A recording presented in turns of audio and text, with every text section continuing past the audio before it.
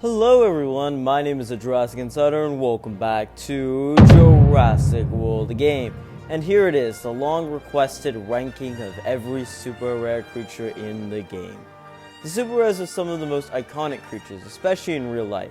It includes many fan favorites, including but not limited to Velociraptor, Stegosaurus, Spinosaurus, and of course, Metriorhynchus. While super rares definitely aren't as strong as legendaries, some of them are shockingly affordable and are components for some of the best hybrids in the game. But the real question is, which of the best is the best?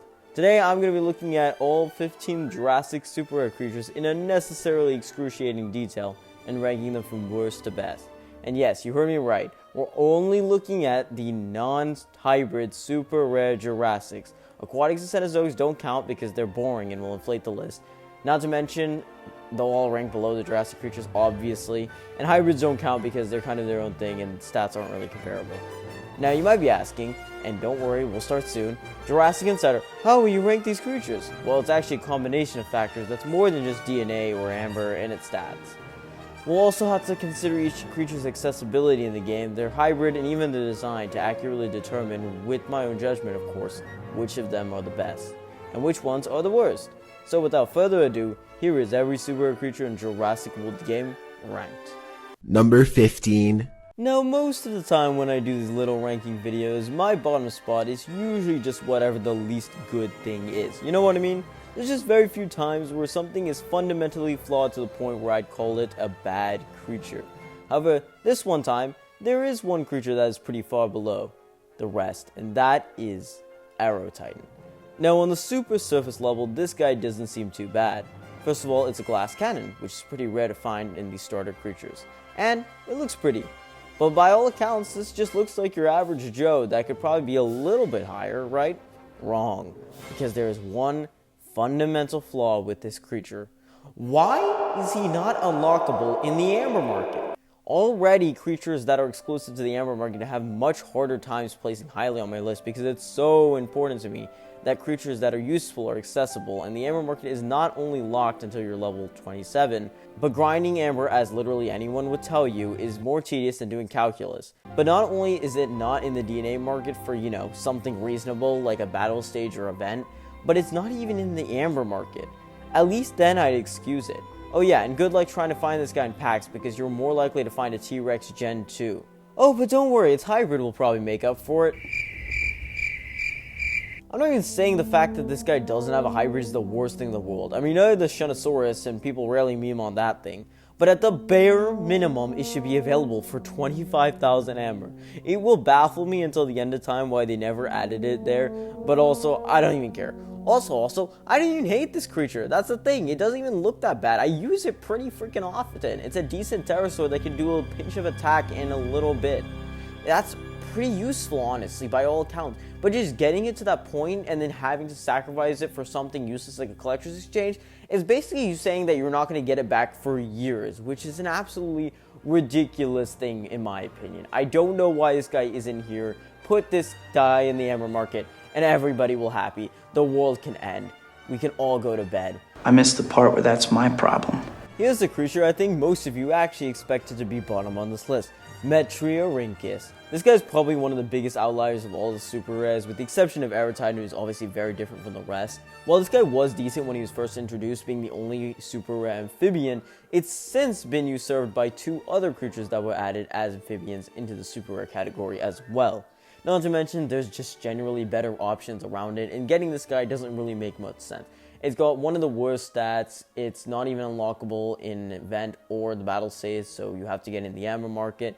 And to top it all off, the hybrid is just mediocre. It's not the worst in the game, but Guanlong hybrid is really not that great.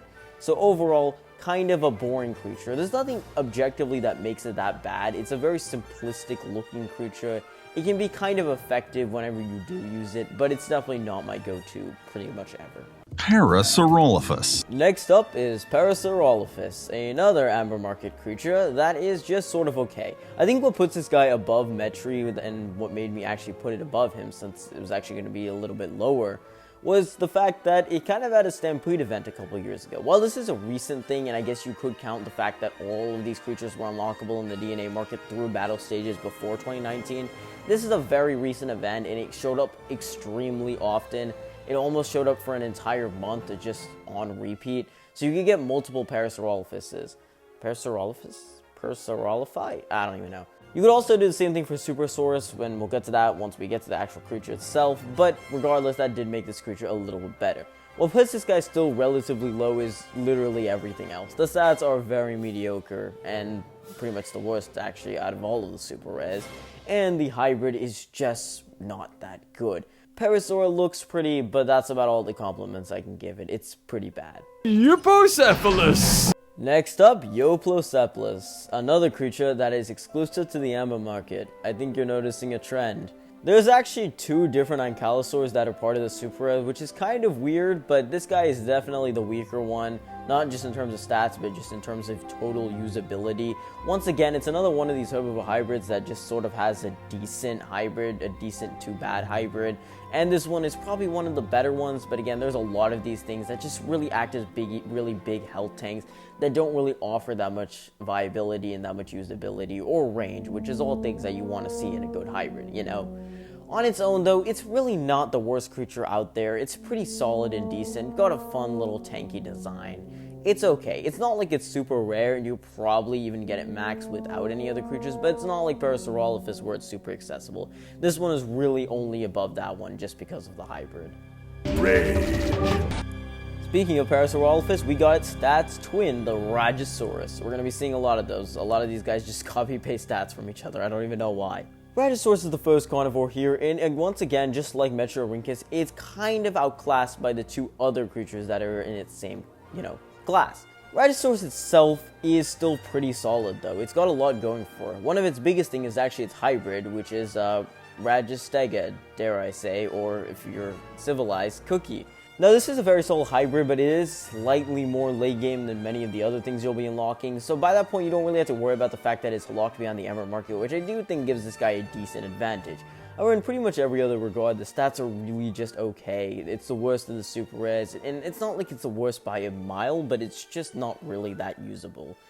Overall, though, it's a fine creature. I've never really cared for the design that much, but, I mean, it's still rage, you know? Just never really had much personal appeal to it. Superman. Kicking off the top 10, we got the other Stampede Dino, which was Supersaurus, who also shares stats with Euplocephalus. I know this is getting repetitive, but yeah, man, do so many of these creatures have the same stats, and all of them are always stuck in the Ember market. They really wanted to make some of these creatures really good on purpose, and stick the rest in the Ember market, and make them just mediocre. But thankfully, this is the last of it. This is the last creature to only be unlockable in the Amber market, so thank goodness for that. And they all place at the bottom of the list with the exception of the one creature that's not even in the Amber market. Yeah, the Amber market sucks. Anyways, Supersaurus is definitely the best of these, I would say. It's got a pretty cool hybrid, and once again, a little bit more late game, but also still a super hybrid that can be easily accessible, that's pretty decently strong. On top of that, it just looks really nice, especially at those higher evolutions. The stats aren't the worst in the game. And best of all, it was available through many of those Stampede events. In fact, it had more Stampede events than the Parasaurolophus, which just made this guy really nice. You could almost get one every 2 to 3 days, which was just, as you can imagine, really freaking awesome. It's a tie! Now, the rest of the creatures on this list are pretty good, honestly. They're some of the most usable creatures, both even in terms of battle, which is surprising at my level, but I do still use them frequently. And also, whenever I actually was at the level where they were some of my best creatures, I just found them to be really good.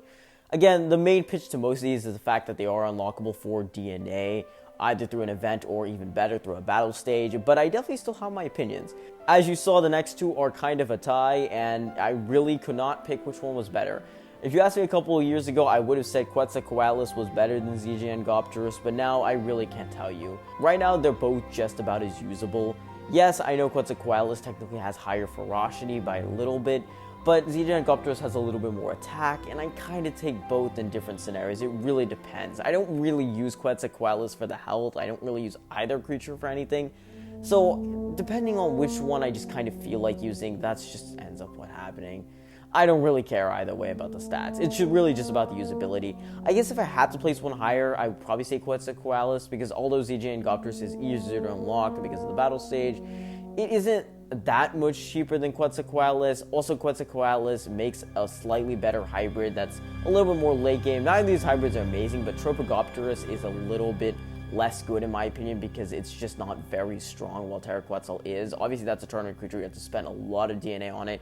But once you get to that point, if you just want a creature or a pterosaur with a lot of health, you could always get Terraquetzal. I like that option, while Tropogopterus is very limited. At this point, even if I maxed it, it wouldn't be useful. So it's just a much, much less usable creature, which I think definitely puts him a little bit lower in terms of where Zygianopterus ranks. Both pretty solid creatures, but not anything spectacular. Oh, yeah. That's how it always starts. But then later there's running and screaming. Now we've got the iconic Stegosaurus. The Stegosaurus is a pretty tame dinosaur with an awesome level 40 design. The old one was still better though, don't at me. Stegosaurus has some pretty solid stats with a decent bit of health, but also a nice fair bit of attack, and of course it's unlockable through the battle stage. There's only 4 of those creatures, so those ones are typically going to do well on the ranking. But I think Stegosaurus is boosted a lot because of its hybrid. Now, I have gone on record saying that Stegoceratops doesn't have the best cost for ferocity ratio. I mean, the numbers don't lie. It costs quite a bit considering that stats aren't amazing and definitely could have been cheaper. Regardless though, it isn't a huge deal and it's still very solid, not to mention its accessibility, since you only need Triceratops, and Stegosaurus itself is unlockable through battle stage.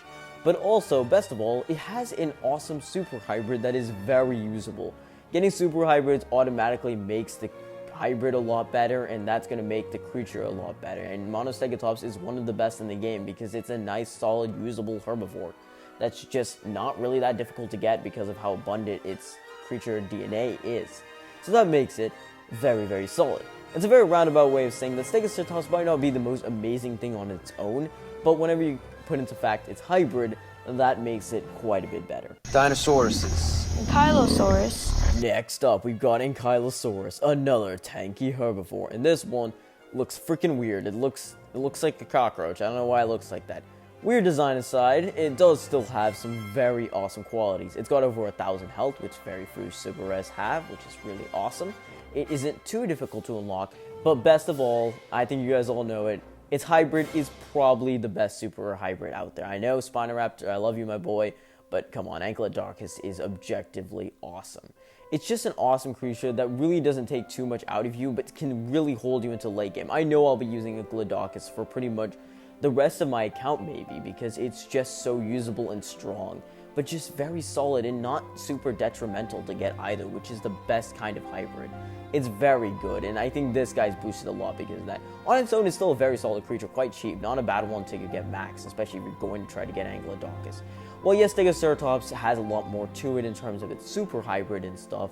The actual creature itself, Ankylodocus, is definitely a lot stronger, which makes Ankylosaurus a lot stronger. If Ankylodocus gets a super hybrid, it might actually become one of the best creatures in the game. I really wish it was that creature, not Stegoceratops, but alas, it's not a huge deal. Spinosaurus aegypticus. Kicking off the top 5, we've got Spinosaurus. Now, it might seem like I got my Spino fanboy bias, but I think if I had, I would have even placed it even higher. I think this is a very reasonable spot. Stats-wise, I would say this guy is definitely below a couple of the creatures that I've placed, below it. It's got a decent bit of health, but the attack definitely leaves a little bit to be desired. It's still very solid. Don't get me wrong, the stats are still good. But I think, again, what makes this guy really great is, of course, the unlock event, and, of course, the fact that it makes Spinoraptor another one of the best creatures in this game. It's a great bargain. It's just generally very strong and awesome. And once you get it to some very high levels, it can be usable, again, for the rest of your account, which, obviously, I really love. Spinosaurus looks awesome. I mean, again, it's Spinosaurus, so it has to look awesome no matter what game it's in, but even the incorporated design still looks great. I still don't even know if I prefer this one or the old version. The old version has a really cool tint to it with the aquamarine color, but both are really awesome, so I don't mind the change at all.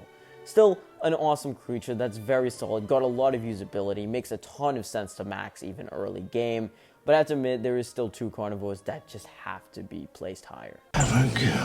Yeah, that's right. Velociraptor is better than Spinosaurus. It's honestly not that surprising. I mean, this guy has a lot going for it. It's kind of the face of the franchise when you really think about it, other than the T-Rex, of course. and it makes sense that they made this guy really, really good. The stats are very solid. It got a perfect amount of attack without, overstepping its welcome in terms of the health. I think it's still really usable in all sorts of battles, even though, again, it's not going to be as usable late game. It's still fairly solid. It's got a really cool design that I've always really liked with that green color and these little extensions, like these spikes and stuff. It looks cool. It looks freaking awesome, actually. I really like it. And of course, the best thing about it that really does put it above most of the other creatures on this list is its hybrid. I mean, it's basically got one of the best hybrids in the game. When you really think about non-tournament hybrid creatures, it's the best. Indominus Rex is just incredibly usable, and yeah, it costs a whole ton, but it's still insanely good, which makes Velociraptor all the better. It's unlockable battle stage. It's pretty much got no downfall, so it's got to be pretty dang high.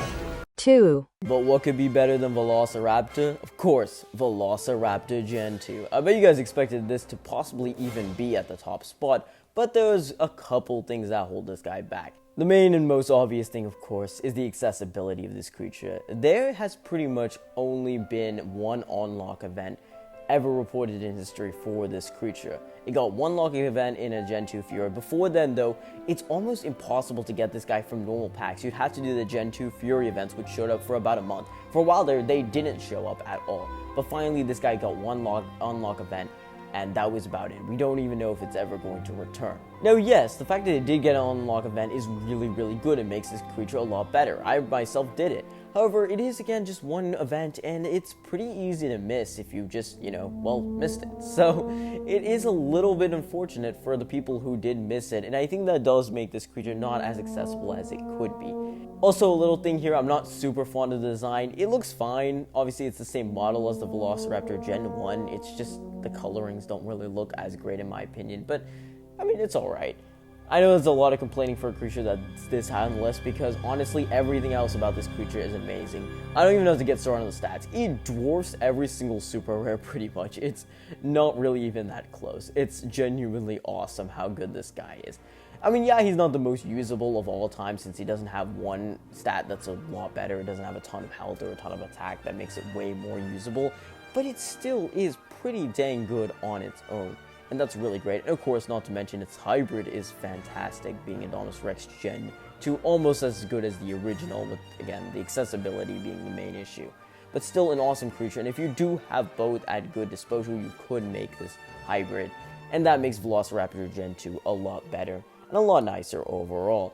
But of course, there are two creatures that I think are just a little bit better. And if you've been keeping track of the list, or you just agree with me, you might know what they are. I'm going to be honest with you, the top two on this list were very difficult to decide. I had a very hard time, and I almost was going to leave it a tie, but I knew that would be lame. But honestly, these guys are just about as close as Quetzalcoatlus and Zija and Gobtrus, who I did give the tie placement to. But after so much consideration, I finally decided Pastasuchus goes to the runner-up spot. Yeah, this creature is fantastic. In terms of just the creatures I use the most out of the super rares, this guy takes the cake. I use this guy so often considering the fact that he's a super. I use him more often than multiple max legendaries on my team. Just because the fact that he has 400 attack and he's an amphibian. This makes it so I can kill any carnivore with about 2400 health in just 4 hits, which is really valuable. And he's just a really good slaughter machine, especially for super rare only events. In all cases, this guy is pretty usable, with the exception that if you're actually using him in an actual battle and trying to keep him alive, it's impossible. This guy dies to one hit to so many things. It almost dies to one hit to Arrow Titan. It's a very unusable creature if you want to use it for more than just one round. But that one round is so valuable. Not to mention that it's unlockable in battle stage, which is another point for it. And the hybrid is pretty freaking awesome, being, of course, Pastasuchus, which is an awesome late grade hybrid, definitely a lot later, but still another point to it. However, after all the consideration, I still thought the other creature that was very similar to it is better. So here it is. This right here is my favorite thing ever. In the history of forever. I think about this every day. I think about this all night long. I stay awake, not sleeping, because I'm thinking about this. Honestly, I might even change my opinion after 1 week, but this is how I'm feeling right now, so screw it. Caprasuchus is my favorite super rare in the game. It's just endlessly awesome and usable. This guy also is another one with a ton of extremes, and while I don't use him as much as my Max Pastasuchus, I still use him a ton because, again, we don't have an amphibian flock. So having a creature with 1200 health without having to use one of my legendaries that are far more valuable in other ways, especially with my amphibian lineup, is just mediocre and the game doesn't really give you as great options. It's just really nice to have. Again, I'm not calling this the most usable creature in the world, but I also wasn't calling Pastasuchus the most usable creature in the world. And just in terms of which one can stand its ground better, I just think Caprasuchus just can hold its ground better in an actual battle. It's just way more usable in terms of that. Not to mention the hybrid is pretty much just as good as Psychasuchus in my opinion, being another Suchus, Gorgasuchus, which is very, very cool. A nice, cheap tournament hybrid that is still going to carry you a ton throughout the late game, which is really, really awesome. And honestly, I think everything about these two creatures just balances each other out. Legitimately, my final deciding factor was the design. I just like Caprasuchus' design more. It just looks cooler. It looks at it. He's awesome. Anyways, I hope you guys did enjoy that list, even if you didn't agree with it. I feel like I didn't say anything outrageous, and plus, people aren't going to have super topical opinions on this, but let me know in the comments anyways. Treat it as if it is the biggest deal in the world. Anyways, thank you all so much for watching this one. We're going to go back to Jurassic World again, the regular episodes. We're going to be on the grind, doing so much stuff leading up to episode 500. It's fun to be awesome. I can't wait. Hope you guys are excited. But until then, I will see you all next time. This is Jurassic Insider signing out. Guys, I got Prognathodon Renus. I opened the game. I forgot that I need to do this part on camera. I kind of forgot I was a YouTuber. Oopsie. Anyways, I won $1,000 bucks. That's awesome. And there it is. Proto.